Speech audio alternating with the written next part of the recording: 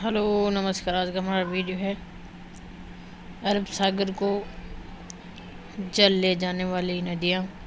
लूनी नदी पहली है। उद्गम अजमेर ज़िले की नागमती पहाड़ियों से होता है। अजमेर से बाड़मेर के बालोतरा तक लूनी नदी का जल मीठा और इसके बाद खारा हो जाता है। अजमेर में लूनी नदी की प्रारंभिक जलधारा को सरगावती या सागरमती ये सरस्वती कहा जाता है। मीठड़ी, चुगड़ी, लीलड़ी, जवाई, सागी और सगाई, बांडी, जोजड़ी आदि लूनी की सहायक नदियाँ हैं। लूनी नदी अंततः अरब सागर में स्थित कच्छ के रण में गिर जाती है और कुल लंबाई 330 किलोमीटर है। लूनी राजस्थान के रेगिस्तानी प्रदेश की सबसे लंबी नदी है। माही नदी कुल लंबाई है 776 किलोमीटर, राजस्थान में 171 किलोमीटर है। वागड़ की गंगा, कांठल की गंगा, आदिवासियों की गंगा। माही नदी का उद्गम मध्य प्रदेश के धार जिले की अममोरू की पहाड़ियों से होता है और मेहंद झील से, और माही का राजस्थान प्रवेश खाद्दू के निकट बांसवाड़ा में होता है और बांसवाड़ा से माही नदी डूंगरपुर जिले में प्रवेश करती है और माही नदी बांसवाड़ा में डूंगरपुर की सीमा बनाती है। माही नदी कर्क रेखा को 2 बार पार करती है। कर्क रेखा को 2 बार पार करने वाली नदी माही नदी है और मकर रेखा को पार करने वाली लिम्पोपो नदी है जो 2 बार मकर रेखा को काटती है। डूंगरपुर जिले में बेणेश्वर के निकट माही, सोम और जाखम नदियों का संगम होता है जिसे त्रिवेणी संगम कहते हैं। यहाँ प्रतिवर्ष माघ पूर्णिमा को मेला पड़ता है जिसे आदिवासियों का कुंभ कहा जाता है।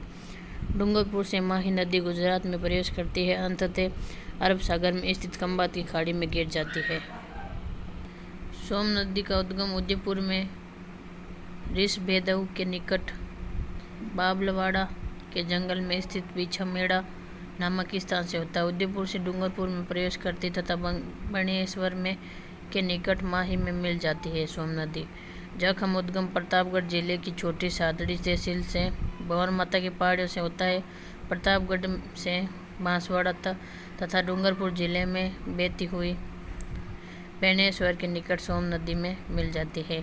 साबरमती इसका उद्गम है उदयपुर जिले में अरावली पर्वत के पदराड़ा नामक स्थान से होता है और साबरमती राजस्थान में नाम मात्र की बहती है और गुजरात के अहमदाबाद व गांधीनगर शहर इसी नदी के किनारे स्थित हैं। साबरमती अंततः अरब सागर में स्थित खंबात की खाड़ी में गिर जाती है। पश्चिमी बनास नदी का उद्गम सिरोही जिले में अरावली पर्वत के दक्षिण पश्चिम ढालों से होता है। सिरोही से गुजरात में प्रवेश करके अंततः अरब सागर में स्थित कच्छ की खाड़ी में गिर जाती है। राजस्थान की अन्य नदियां जैसे कोठारी नदी, इसका उद्गम राजसमंद जिले में दिवेर की पहाड़ियों से राजसमंद से चित्तौड़गढ़ जिले में बहती हुई भीलवाड़ा जिले में प्रवेश करती है तथा बनास में मिल जाती है।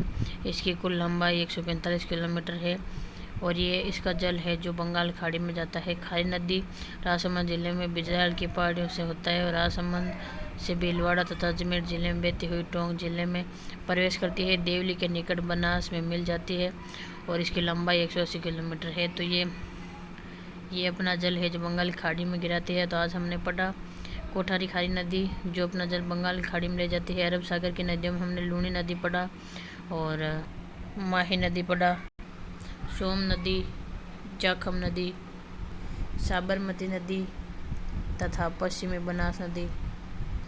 आज के लिए इतना ही। वीडियो को लाइक करें, शेयर करें, चैनल सब्सक्राइब करें।